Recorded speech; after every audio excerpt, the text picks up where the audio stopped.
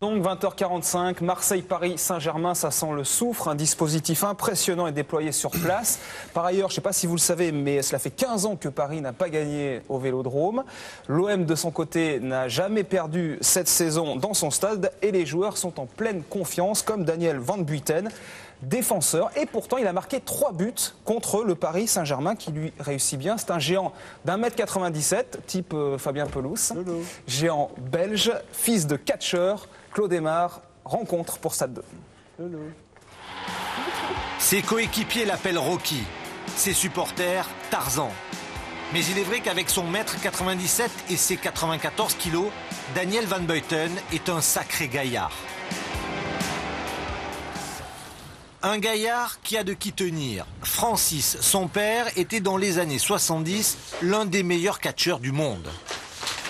Nous en sommes à la 21e minute du combat et alors que Van Buyten, qui a été dominé pendant les 20 premières minutes de combat, est en train de reprendre le dessus sur le champion d'Allemagne. Alors quand Daniel et Alain, son autre fils, lui affirment à 12 ans qu'un jour ils seront footballeurs professionnels plutôt que catcheurs, il les prend au mot.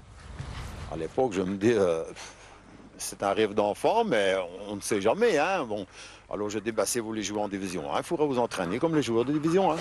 Car à cette époque, si le père est déjà un colosse de 115 kilos, ses fils, eux, par rapport aux autres, sont plutôt chétifs.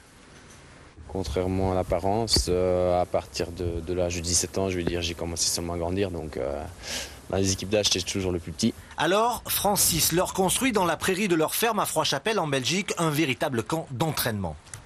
Donc, à partir d'ici, jusque dans le fond de la prairie, eh bien, c'était la piste d'obstacles. Il fallait remonter en sprint jusqu'ici. Bien sûr, tout était chronométré. Il y avait une autre place dans la prairie où il y avait les piquets pour courir en zigzag. J'avais monté une grande perche là, tout dans le fond, et j'avais pendu un ballon dans un sac. Et là, il devait sauter et faire des têtes donc sur le ballon. Mais dans la prairie, il y avait aussi les terribles séances des pneus. J'avais vu des entraînements, je pense que c'était à l'AC Milan. Mais il ceinturait le joueur avec une ceinture, donc alors il partait en sprint et puis l'autre lâchait la ceinture. Lui change un peu la méthode et trouve une astuce en attachant les pneus par un système de sangles. Ses fils doivent les tracter tous les jours sur 3 km en montée et en descente.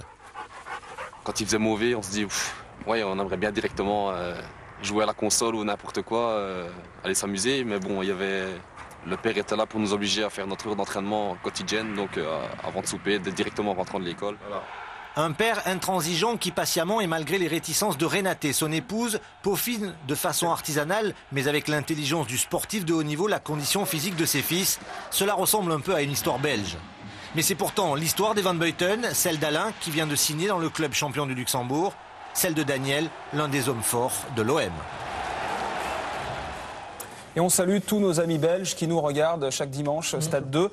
Valérie, en bref, la Ligue 2 avec la superbe...